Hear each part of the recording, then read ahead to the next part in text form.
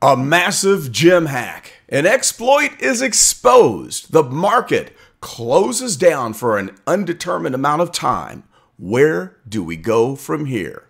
My analysis and strategy coming up in full in this edition of the CryptoPro.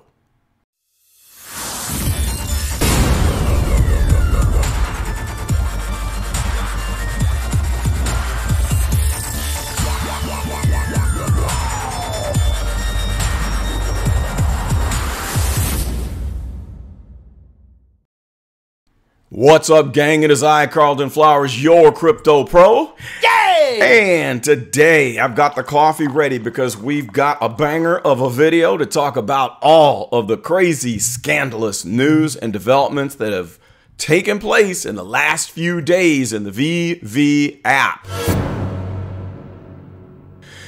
Oh boy, I want you to watch this closely. Watch it to the end because I am going to cover a lot. I'm going to talk about what has transpired. I will talk and give my insight about what could possibly happen as a result of the big issue that has just come up. And then I'm going to give you my strategy and outlook and share with you my opinion of what happens from this point looking forward. So let's get this party started. I had to make notes, so I'm just going to run down my notes here and try to keep this under a half hour, maybe 20 minutes, because we have so much information to cover. So first and foremost, we're going to start this off with the weekend market run up in prices. Okay, so this weekend, if you're not aware of it, we had the golden moments drop on Saturday, and I was watching the market and noticed that, prices, of course, they surge up and then they drop down. And I was trying to observe the behavior, the buying and selling behavior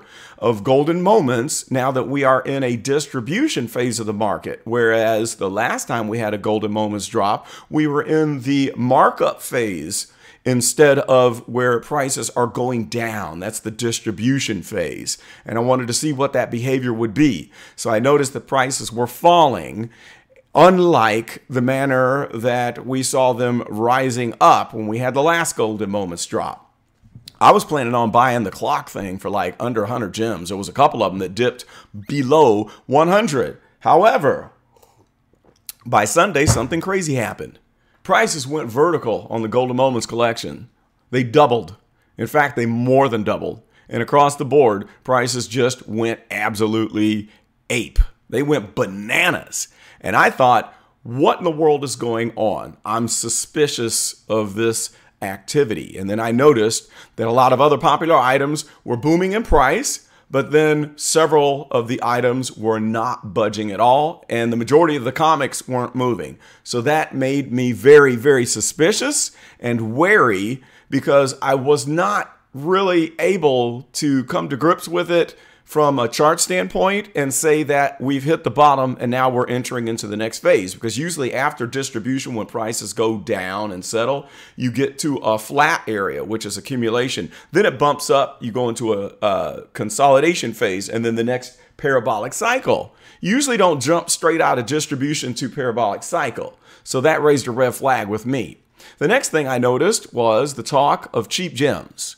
So I was hearing in my group that you could get gems for as much as 40% off, and at the lowest that there was people buying gems at 20% of value, not 40% off, but 40% of the dollar. In other words, 40 cents would get you one gem. 20 cents would get you one gem. And that had me really just flummoxed. I'm like, what in the world is going on? Because we know the value of legit gems in the secondary market.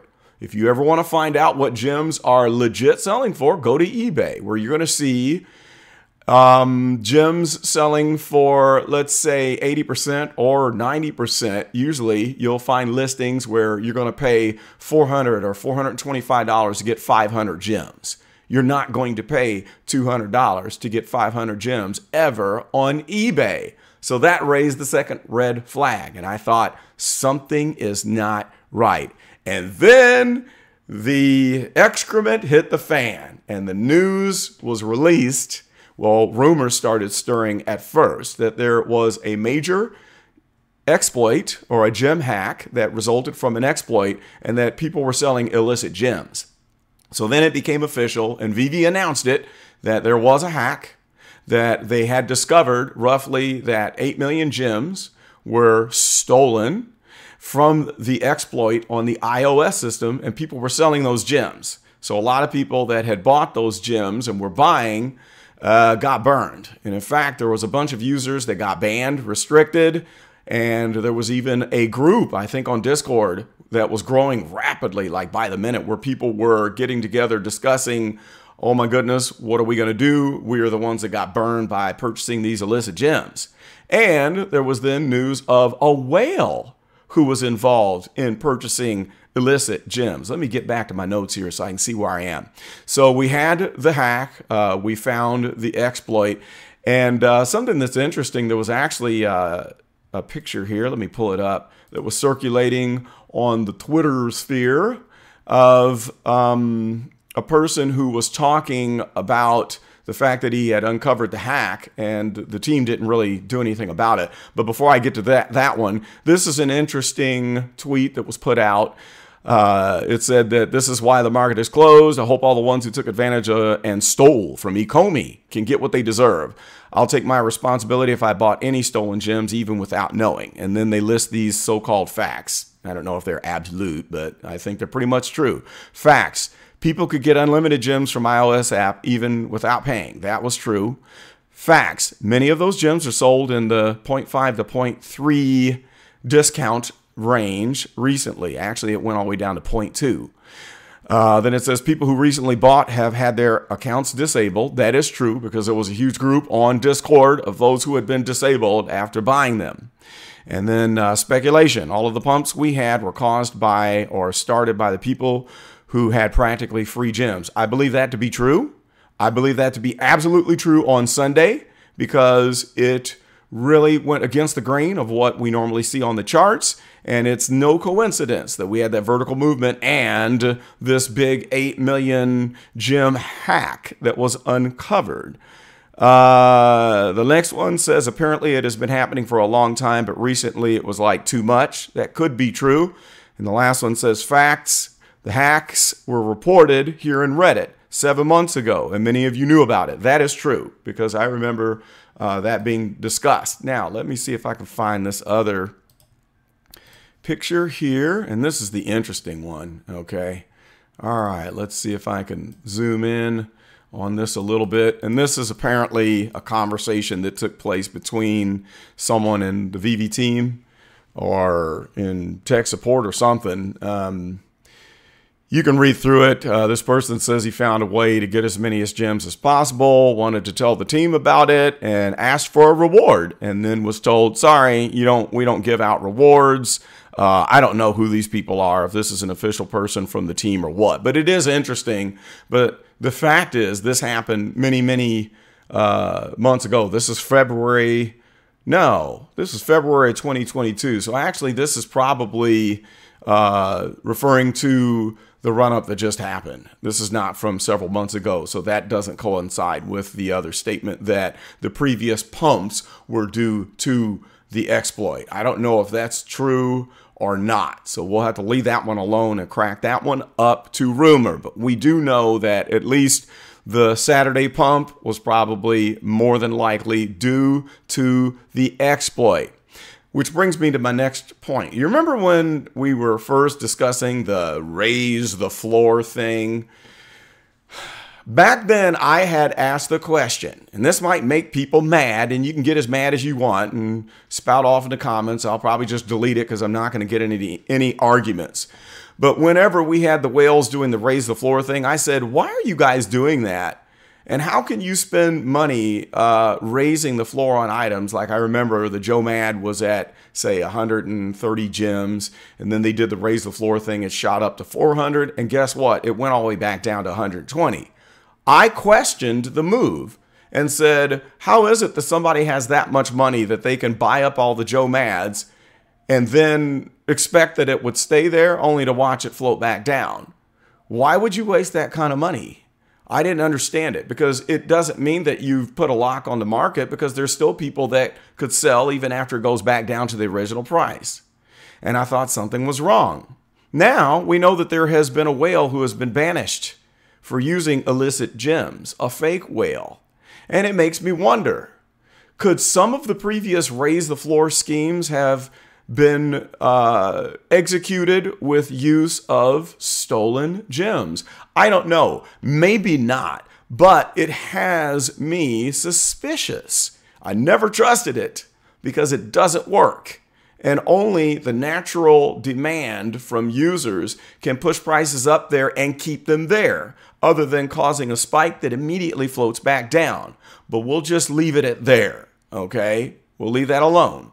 Now, will this cause a supply shock if the banished whale has his items burned? It might. There's been discussion on that. I was watching The Real Randy Chavez today, and he was talking with, I wanted to say Webster. What's his name? I can't think of it because now I'm trying to think of it. But anyway, they were live today, and they were talking about Spencer? Of the fact that, okay, they banished the whale, and that means that that entire collection, if they burn that, it will cause a supply shock, which could raise prices, okay? So some people have been talking about the fact that prices are going to go back down, which I'll get into that, but the supply shock from locking out items that were ill obtained could level off the dip that could come from just the negative, the FUD that has resulted from all of this. All right, active users and distribution. What was I talking about there? The active users. I know I've got a couple pictures of active users. Oh, distribution of active users. I remember. I got a few pictures that talks about that. Wait, let's do this one first. There's a couple pictures that I have. This one says from Greyhound, this is on Twitter, I just noticed that there are 553,000 unique owners instead of over 1 million. I am probably missing something. When they said there was over 1 million users, I kind of thought, yeah, there's probably not that many. And, people had multiple accounts. My kids have accounts. I've got 2 accounts, one for my wife, and I don't use it anymore. And she doesn't get into it. She's excited and likes to look at the NFTs and wants me to keep growing, but she's not doing anything, and I don't use that second account. So it makes it look like, she's active. She's not active. So we do know that out of all the people out there, that their count, it's not all unique. Okay, so then here's another little picture. And this is interesting. The people who have over 10,000 items, there's only 4 accounts. 50,000, there's 4 people. Having 2,500 items, there's 21 people. 2,000 items, there's 30 people. 1,500 items, 55. 1,000 items, 126. 750 plus, 250. And I'm in the 750 plus. And it says here that's 4.5%. I'm at 866. If I go over 1,000, it would be in this 2.2%, which is crazy. And then the 50 plus is down here, 17,000. So that's interesting. Only 17,000 out of that 500,000. So that's active users and distribution. Okay. Next, David Yu's comments was an interesting thing. Let me see if I can find that picture. And this relates to kind of does relate to the gem hack a little bit, and also relates to the ongoing argument about, what was this whole thing intended for? Is this intended for collecting, or is it intended for making money? And let me just read the statement here. It says, oh, that's the wrong one. Okay, I want to read the statement from David Yu. There's a couple of them. I know where I have it. I have it back here. And here's David Yu comment number 1 and comment number 2. Let me read this to you. And this resulted from somebody tweeting him, accusing them of not giving the proper environment that would allow people to cash out and make money. So David Yu tweets back and says, just for your info, the payout, or MTL, was never a part of the VeVe app or experience from day one. We have never promised when building this app that there was a payout function, any payout function. It was a decision we decided only midway through 2021, and the VeVe app was never live to the public in 2020. It was beta. The reason for the delay is the jurisdiction issues we are facing with AML laws and regulatory, which is true. You will need to understand that NFT, if a new sector, is a new sector, and authorities are just working around the rules now. Okay, so then there's a second one here. They carry on for a little bit more. And he says, not trying to debate with you on any of these points. VeVe falls under entertainment in the app stores. That's interesting. We do not give any advice in regards to investment, nor do we. Most entertainment and gaming apps don't allow payout or utility value. Our utility value is more toward user experience in showroom and AR, photos, and share to other users' social media platform. Okay, so that makes it pretty clear. That doesn't mean that this is not an opportunity where people can make money, but it is also true that other platforms like Recur and the upcoming, HRO, I signed up for that, the DC thing, they have payout from the jump. Okay, and then we also have Quid that's had payout for a while. So there's really no excuse, but it is true they didn't come out from the jump saying that this is going to be something that you can make tons of money from and have payout. But that just, hate to say it, we have to admit the fact that they are behind some of these other platforms in that regard. All right, so we have to have that understanding, have a little patience on this MTL, which I've always said I don't need MTL because now it's not the time to be selling for me, for my strategy. And when I want to sell, I'm going to be depending on eBay because I am a trusted seller and I can sell NFTs on eBay. If you're not a trusted seller, you can't. You got to have like 1,000 transactions or 1,000 ratings. There's various criteria for being a trusted seller. And I'm also going to be depending on selling on OpenSea or Immutable X. So I'm not really worried about that. All right, market reopening and analysis. How long is it going to take for the market to reopen? It could be a while. It could be a Snicker bar moment. We were talking in the group and a couple of my CryptoPro homies that are in the club, in the best crypto club in the whole wide world, were saying, hey, remember back when the market was closed for like 2 months or a month after the DeLorean drop? And, you know, it's so foggy, but now that I think of it, I do remember that the market was closed for at least a few weeks. It might have been a month because they had the situation where there was a bunch of items stolen. And that's when they locked it all down and we went to 2FA. And they started talking about doing KYC and they did not implement that. Now that we've had this recent hack, now they're talking about KYC. But back then, I think we did have the market down for an entire month. I think that did happen.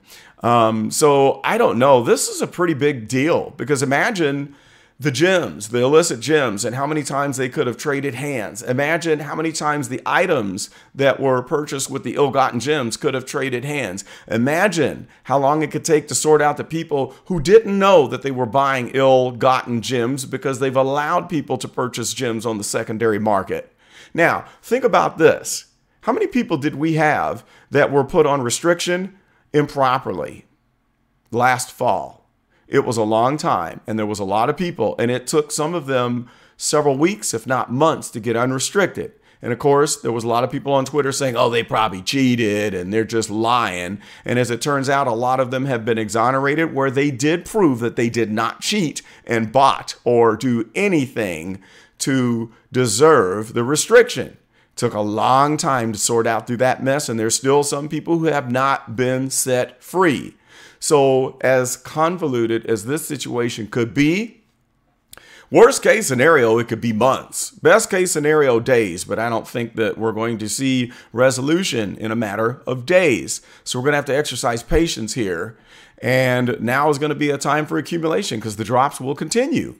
All right, so KYC and MTL, we covered that. KYC is going to happen as a result of this, and then they're talking about no more secondary gems. So if you want to buy gems on the secondary market, you better get it done now because it's about to go away. All right, now, what will prop up the prices once the market reopens? In other words, what's going to keep it from crashing? New users coming in, KYC, maybe the VeVe team instilling confidence in everyone when they announce how they've resolved the situation. Maybe hiring people on or seeking the help of an outside company to resolve this in a quicker fashion than what it took when we had the restriction fiasco. That could help to stabilize the market, okay? But there are several reasons why prices could fall very quickly.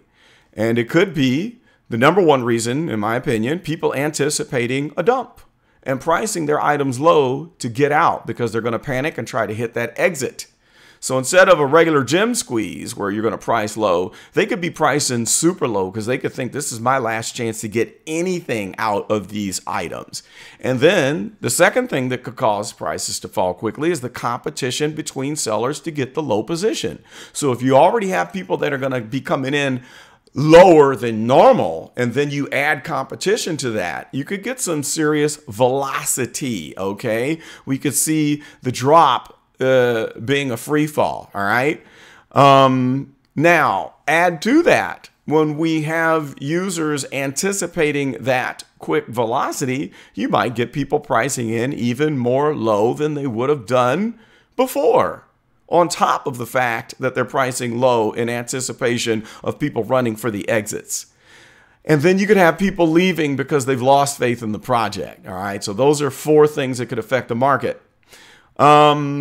Now, I think that we will fall back to where we were on Saturday before the run up from the illicit gems. That's what I'm expecting. That's my prediction. I don't think that, you can't say for sure if that's going to happen or not, but that's what I expect, that we will be back on the charts. I was ready to do a full market analysis and chart update on all the items, and I had to cancel plans for that because everything went vertical, and I couldn't speak on that because I'm like, okay, this doesn't make any sense, and I can't lend insight on it because it really goes against my chart predicting capabilities and an ability to reason with the market phases, the four market phases that I usually talk about.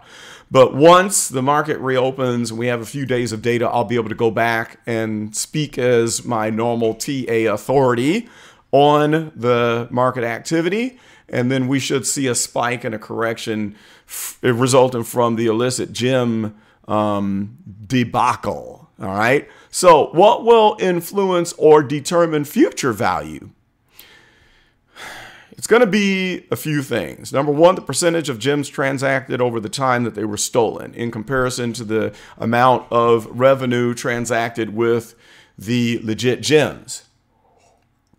Now, I don't know what the number is of legit gems purchased, okay? But I know that in the last year, people have talked about the fact that we've had several $100 million of revenue. And so if we take 8 million and divide it by the amount that is legit, that could tell us how big of a hit that we could take. And it might be a small percentage. It could be 1%. It could be 5%, maybe worst case 10% of all revenue from legit gems plus illicit gems. So I don't think that it's going to kill the entire market. But what will also influence future value is the rate of bringing in new users to the system who are serious collectors that VeVe instills confidence in, who are excited about collecting in a safe system where there aren't exploits and hacks, where they know that their money is safe.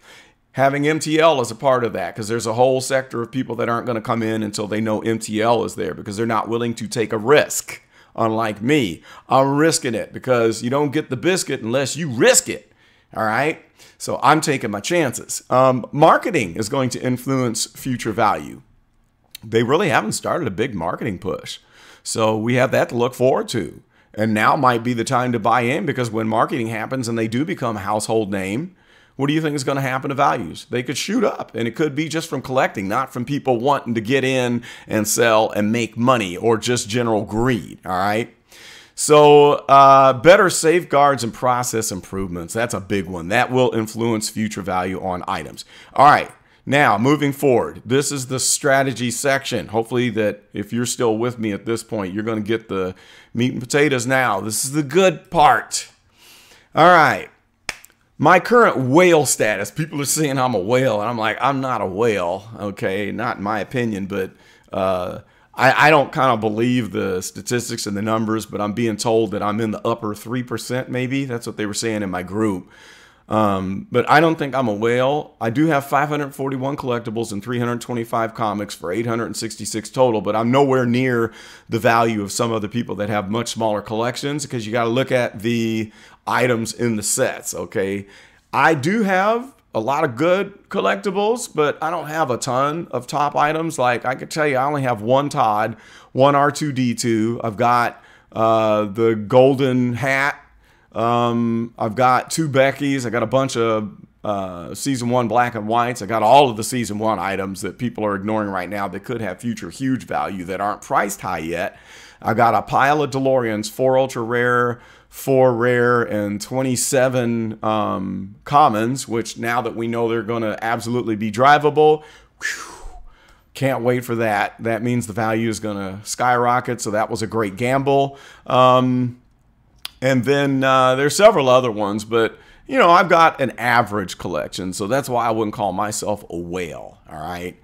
I'm also going to be selling items within my stacks to fund future purchases when the drops are gone. So when we're not able to get drops and get the cheap retail price, we got to have a way to leverage ourselves. And I'm set up because I've been stacking and will continue stacking things that people forget about. And when they go up in value, that's my leverage for when we aren't able to get stuff on the drops, when you can only get your lucky lottery picks, and when everything is on the market.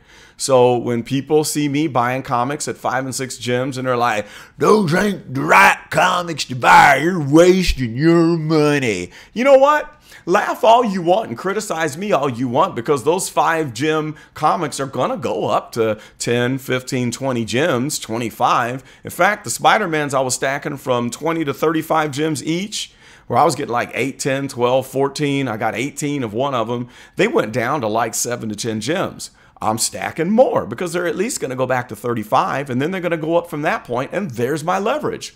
So I can 4x, 5x my gem balance by buying the stuff that nobody else is thinking about.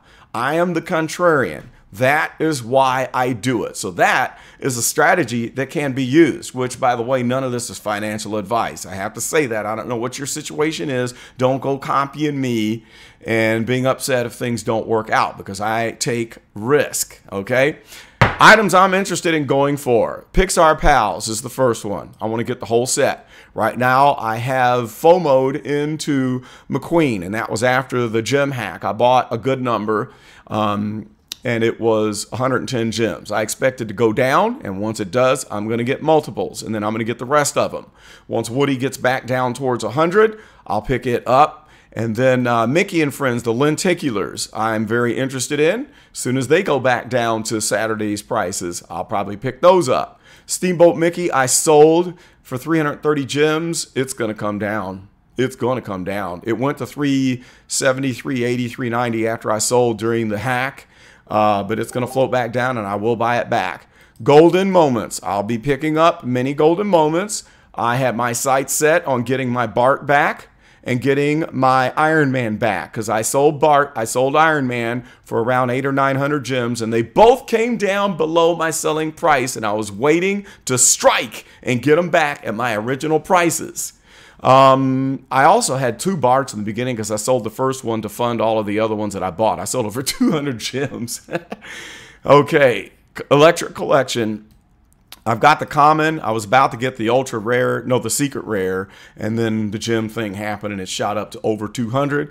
That's coming down. I will get the whole set, and I'm going to stack them because people think it's ugly and it's going to be a forgotten one. Spider-Man set. I'm going to get my Spider-Man back. I had the common, uncommon, and rare. I had multiple commons. Sold them before they went parabolic. No, I made a good profit. I mean, I sold my rare for around 700, 800 gems, and then it went to like close to 2,000.